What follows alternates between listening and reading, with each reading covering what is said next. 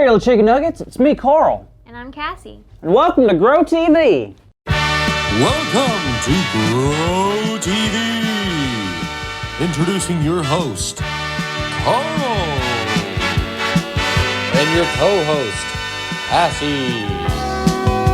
Where we learn, where we grow, and we talk about Jesus. Once again, welcome to Grow TV. Cassie, how have you been? Good. Pretty busy, though. How about you? Well, same. What have you been busy with? I've been reading a lot about Noah since we talked about him last week, and I really like that part about God making a promise to him and his family. Yeah, that's one of my favorite parts, too. God's promises are really cool. They are. I just hope I can get a promise for myself one day. What do you mean? Well, I've never gotten a promise from God. Sure you have. I think I would know, Carl. Well, think about all the promises that are in the Bible. I know, there are some cool ones, but I don't think they're for me.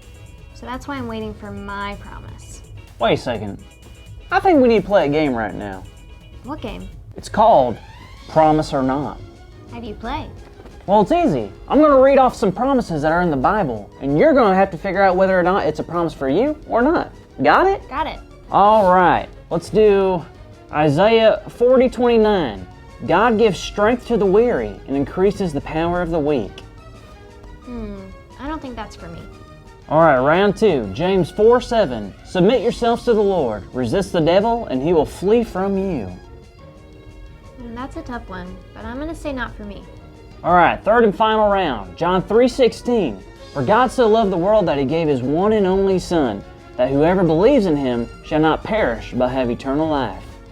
Now, I've heard that verse before, but I don't know if that's a promise for me, so I'm going to say no. Okay, well, let's look at the scoreboard. We gave you the 3 promises from the Bible. You chose that 0 of these promises are for you. So let's see if you were wrong or right. How many of these promises were meant for Cassie? Whoa, all 3! Isn't that incredible? I guess, but I don't know. I just don't know if that makes any sense. I can understand that can be confusing, but when promises are made to God's children, that means all of God's children. Remember Abraham? Abraham from the Old Testament? Yep, God not only promised that he would take care of him and his family, but that his legacy would continue forever.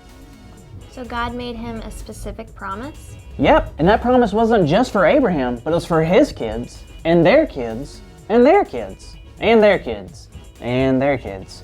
Basically forever. And that's the cool thing about God. I guess you're right. It's pretty cool that God's promises are for now and for later. And you know what's even cooler? Ice cream. Yeah, well, no. That does sound pretty good. But what I was gonna say is... Polar bears. They are pretty cool. What? No, I was gonna say that's our big idea. Our big idea is polar bears? No, the other thing. Ice cream. Yay, that's our big idea.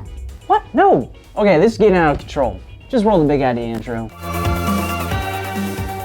Today's big idea is polar bears holding ice cream. What? Oh, man, this show is going off the rails. Sorry. This week's big idea is God's promises are for now and for later. So on the count of 3, let's all say it together. Ready? Ready. 1, 2, 3. God's promises are for now and for later. Woohoo! Good job, everyone. That was great. So this was a good day. Sure was. I'm glad you now realize that God's promises are for you now and for later. Yeah, I'm also really excited too. For what? For the polar bears eating ice cream, of course. Are you kidding me? There's no polar bears in Florida. It's way too hot, first of all, and secondly, I'm kind of terrified of polar bears. Thank you for watching, and tune in next week for a new episode of Grow TV.